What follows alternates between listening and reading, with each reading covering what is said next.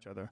Yeah, I've been pretty vocal about. There was a pretty famous case of a guy who had been a guy for 30 years, became a woman for 2 years, or went transgender, whatever you want to call it, and started fighting MMA, and wasn't telling these women that she used to be a man for 30 fucking years.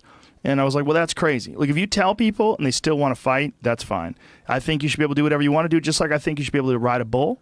I support your right to ride a bull. You want to ride a bull? I'm not telling you shouldn't do it, because who the fuck am I to tell you they shouldn't jump out of buildings and skydive, or jump out of planes rather, or jump off cliffs with one of those wingsuits like my friend Andy does.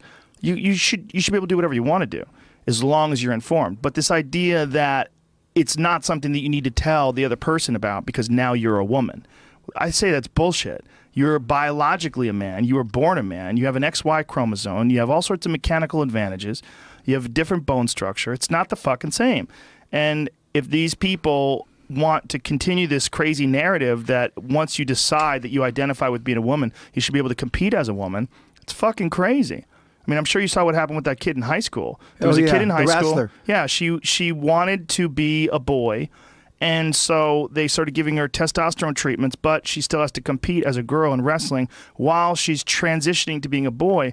So they're giving her these testosterone treatments, and she's just mauling these girls. Yeah. It's just not fair. What happened to the girl? And it's not her fault, by the way. That kid, it's the people that live there want her to compete as a girl. And if that's the case, you shouldn't allow her to be competing while she's taking testosterone. It's real simple.